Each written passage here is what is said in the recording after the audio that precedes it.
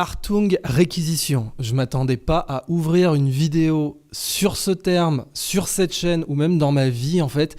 Et puis voilà, des fois les titres s'écrivent eux-mêmes, des fois le niveau de connerie ou de dinguerie ou de fascisme tout simplement ambiant a atteint un tel seuil que voilà, je me retrouve dans cette situation surréaliste à ouvrir une vidéo sur Achtung, réquisition.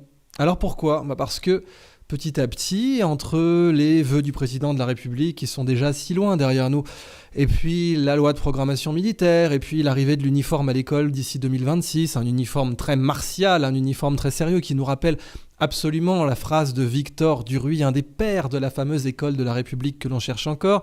L'école doit être l'antichambre de la caserne. Et bien la Troisième République avait lancé cette mode avec tout le caractère sanglant qu'on lui connaît. Et maintenant, l'école comme antichambre de la caserne, ça semble à nouveau être dans l'air du temps avec cet excellent uniforme unisexe. Et puis à côté, donc, de plus en plus de déclarations martiales. Et bien sûr, je voulais ouvrir là-dessus. Réarmement démographique, inspirez-vous des Ukrainiens, ou de plus en plus de phrases aussi bien au Parlement en France que dans la presse, inspirez-vous des Ukrainiens, eux ils meurent jusqu'au dernier, ils ont le bon goût d'avoir eu plus de 500 000 morts, ça c'est ce que dit à la fois Scott Ritter et donc le colonel McGregor aux États-Unis sur la base des publications de David Dessay. Well, I think one of the big problems facing Zelensky right now is a PR problem, both in Ukraine and abroad. How do you square 500,000 dead? And here's the thing about Zelensky's numbers.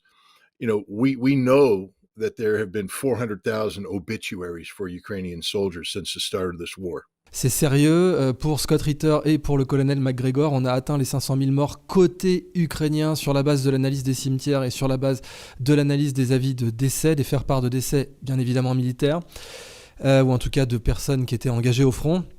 Et puis on voit bien sûr la façon dont c'est réquisitionné, toujours, à savoir, envoyé dans un van et ensuite vous partez au front avec un minimum de formation pour une guerre dont plus personne ne sait vraiment pourquoi il l'a fait aujourd'hui là-bas.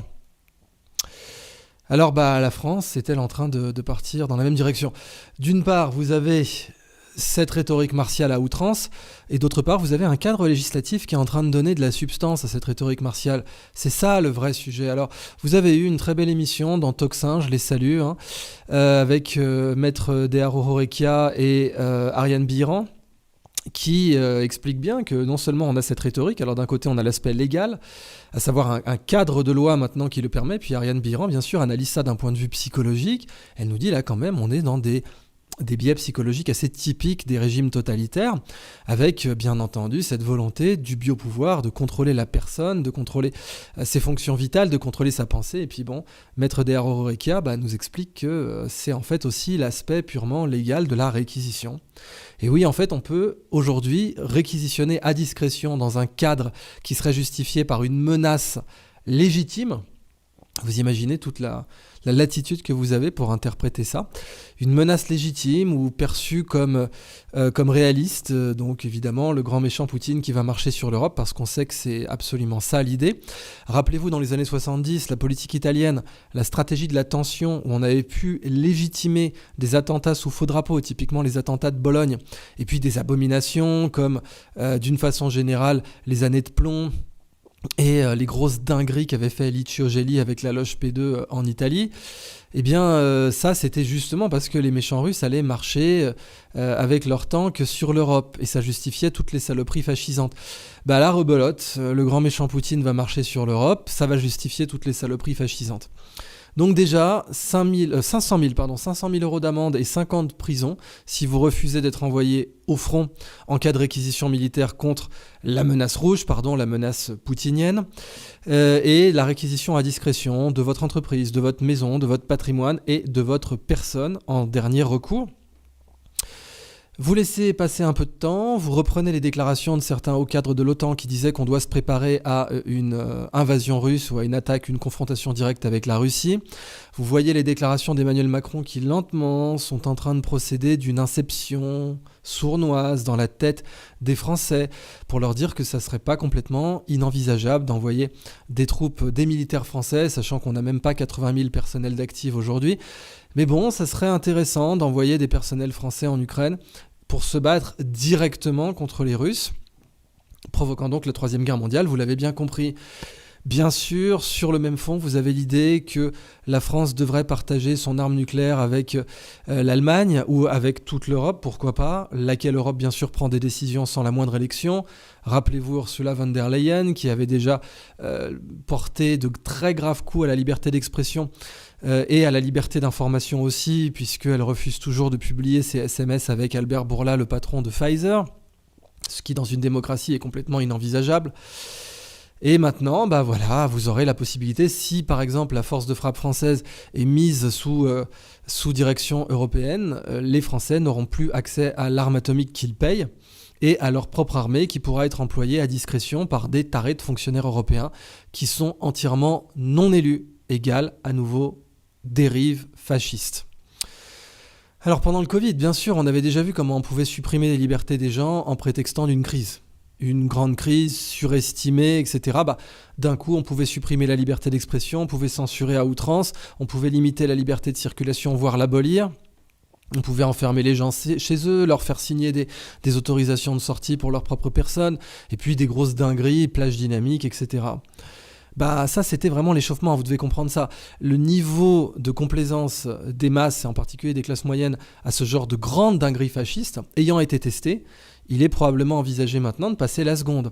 Donc cette fois, un contrôle de votre personne physique total et illimité, un contrôle de vos biens, une saisie, une réquisition.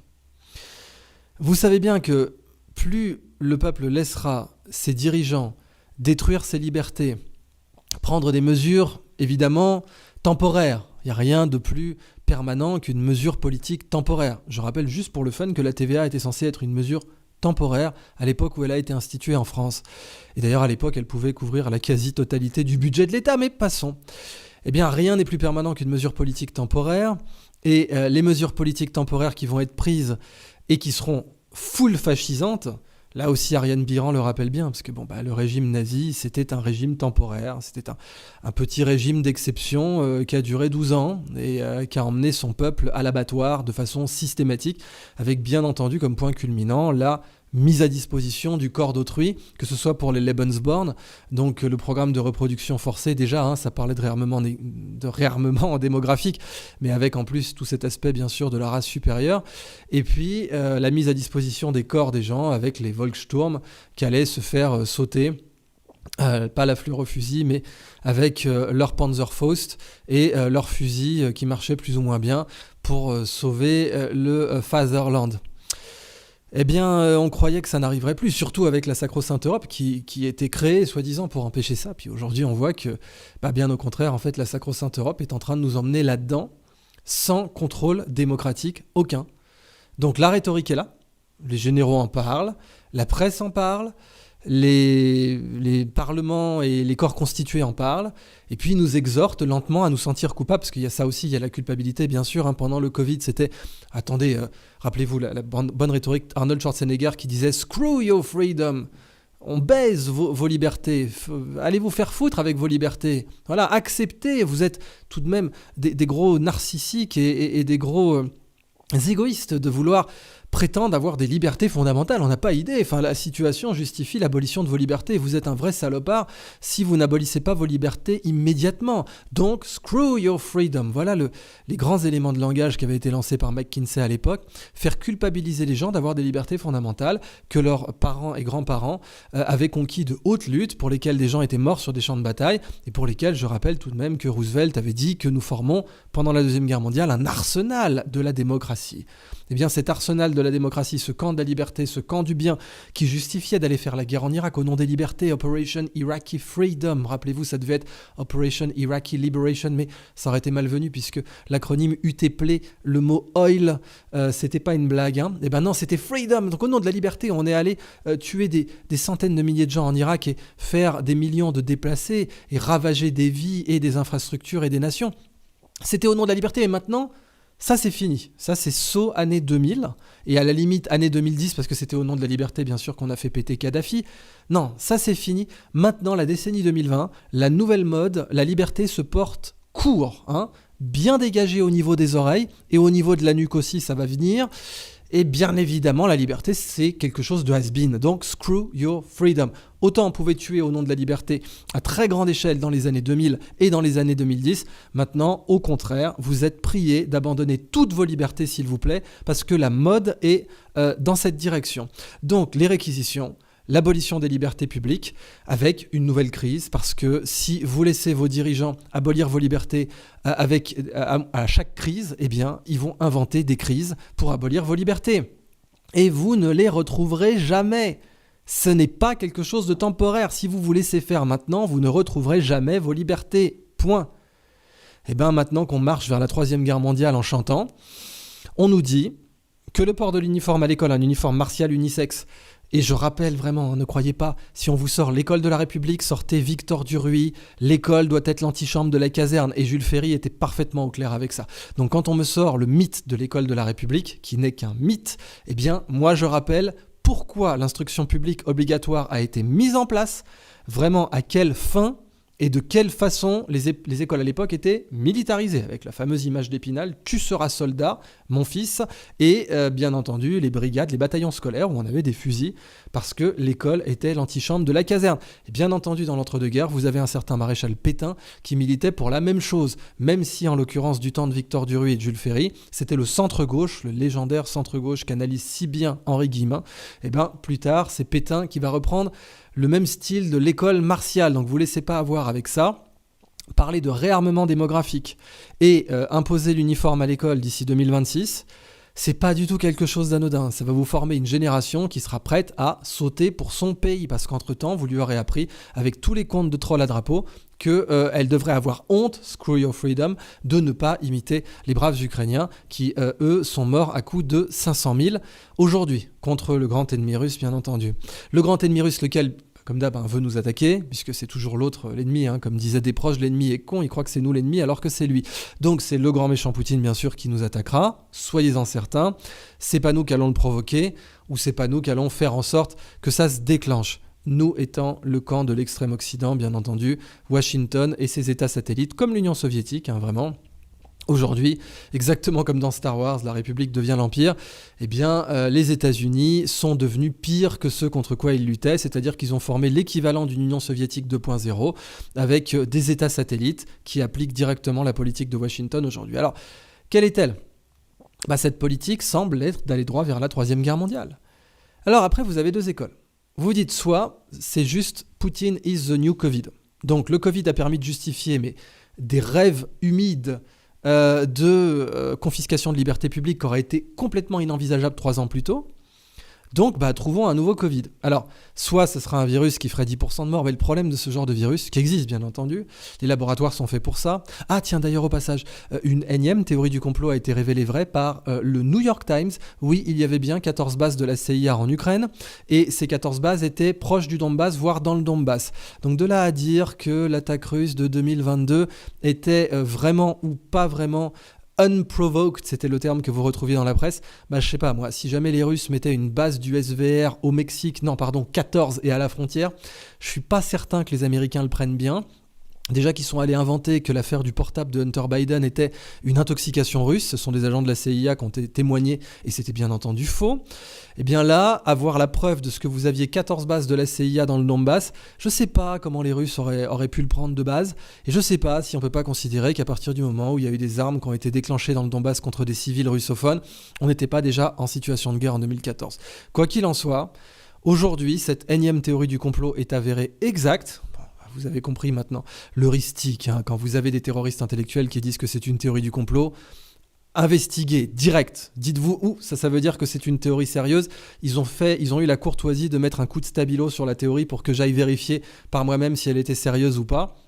C'est censé être un feu rouge de la pensée, brûlez les feux rouges de la pensée. Un feu rouge d'un terroriste intellectuel, foncez droit dedans, parce que en général derrière vous avez une histoire qui est intéressante, typiquement l'affaire Epstein, typiquement l'affaire du portable de Biden, etc. Et donc maintenant c'est 14 bases de la CIA dans le Donbass, entre autres, pas les 14 dans le Donbass, mais notamment dans le Donbass. Alors, soit c'est Putin is the new Covid, et on va confisquer les libertés dans tous les azimuts, soit c'est, pour de vrai, à la démographique, une bonne guerre mondiale ferait du bien à tout le monde.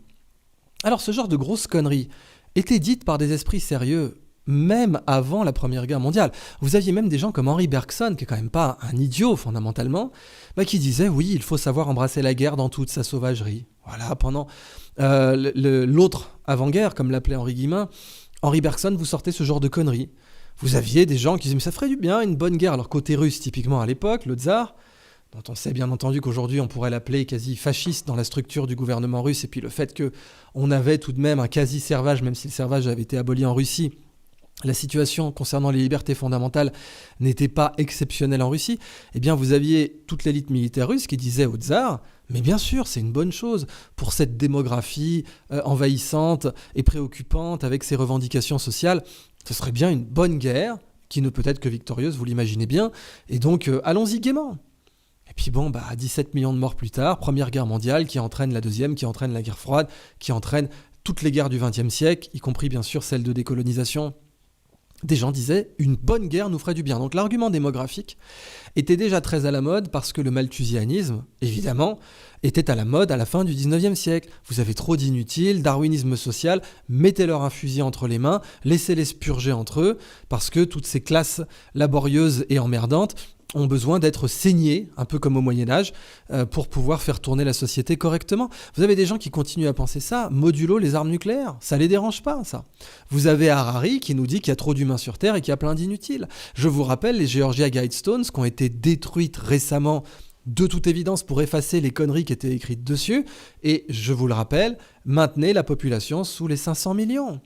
Donc on est trop sur Terre. Et bon, certains événements récents n'ont pas suffi à juguler la population mondiale. Alors une bonne guerre mondiale, là on va parler en milliards, ça devrait nous permettre d'obtenir un gouvernement mondial d'une part, et puis d'autre part, un contrôle de la population définitif à la 1984, parce qu'il n'y a rien de mieux pour arriver sur Orwell qui fait l'amour à Aldous Huxley qu'une bonne guerre mondiale. Vous aurez d'un côté une abolition des libertés publiques, ça c'est Orwell, et avec un contrôle total de votre façon de penser, ça c'est déjà le terrorisme intellectuel qu'on a aujourd'hui, mais on va aller encore plus loin.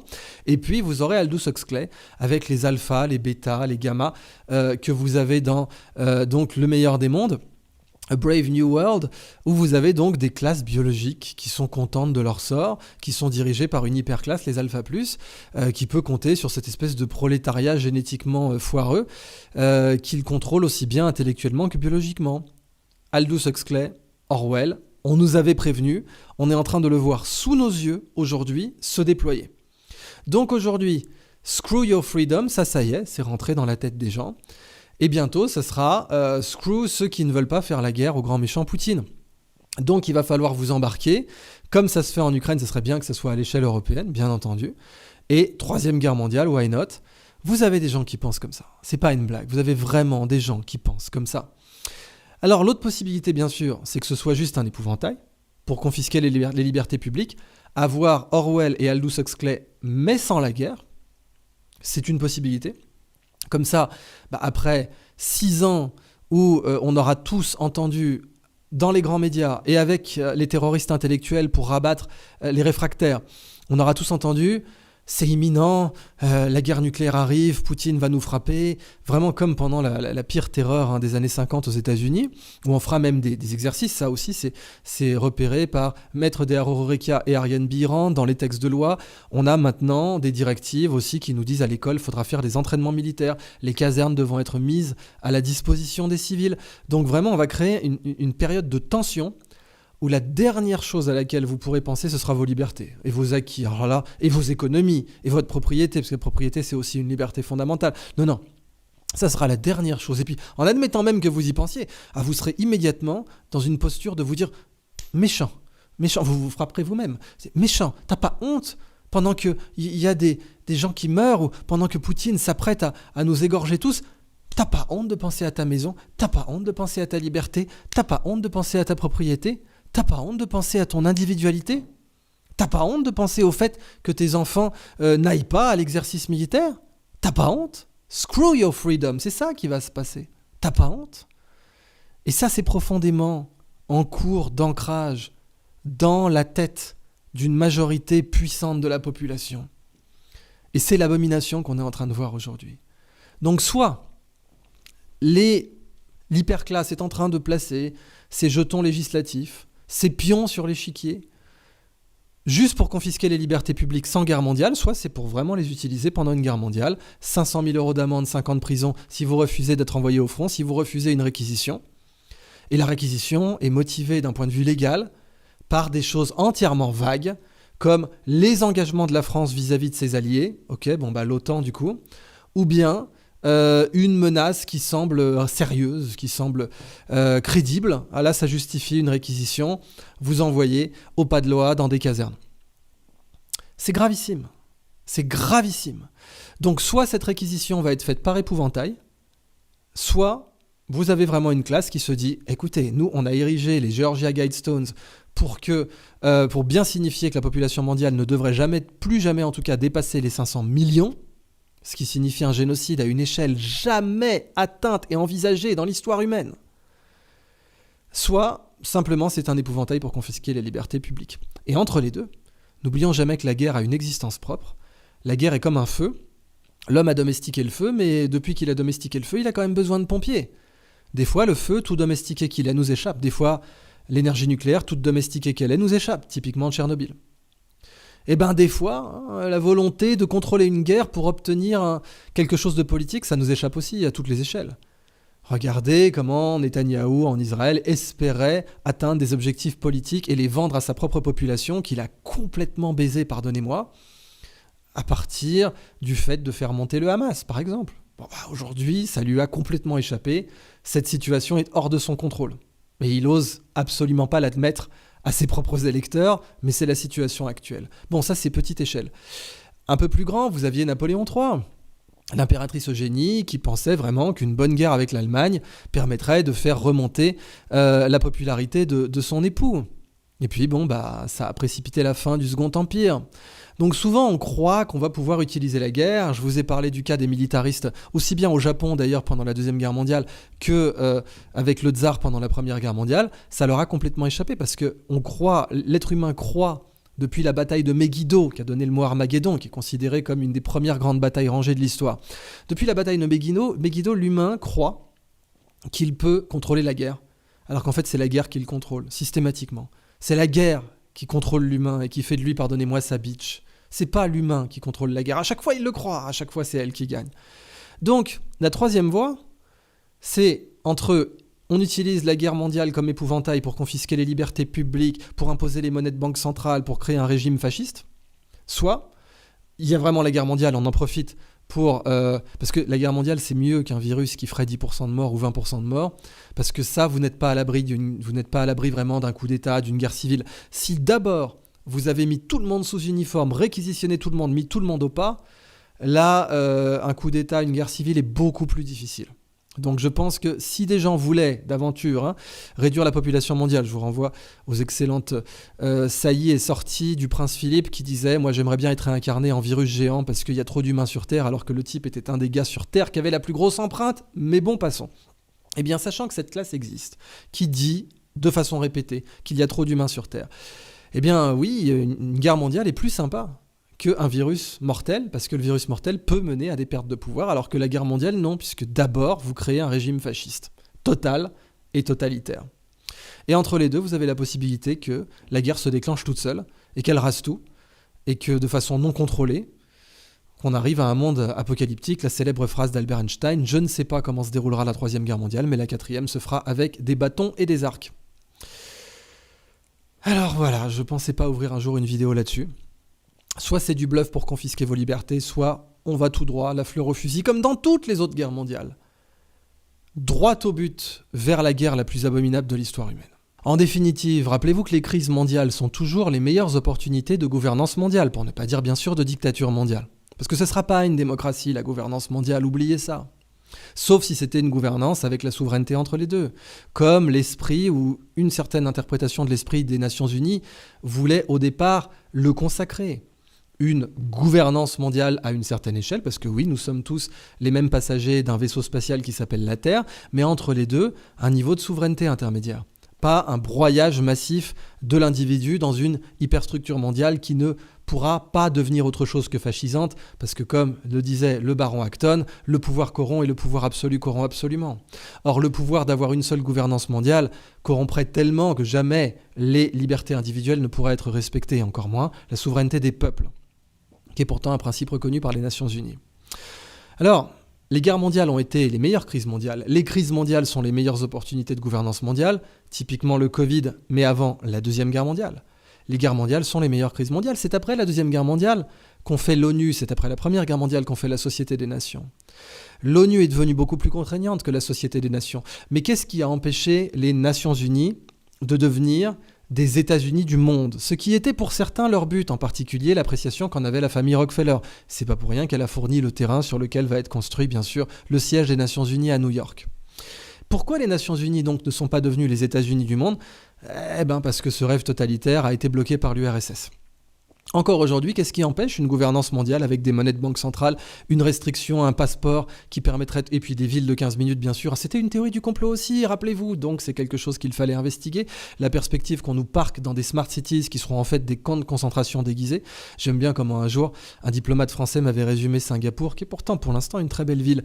Singapour, c'est Disneyland avec la peine de mort. Là, rapidement aussi, les Smart Cities, ça deviendrait Disneyland avec la peine de mort et George Orwell qui fait l'amour à Aldous Huxley.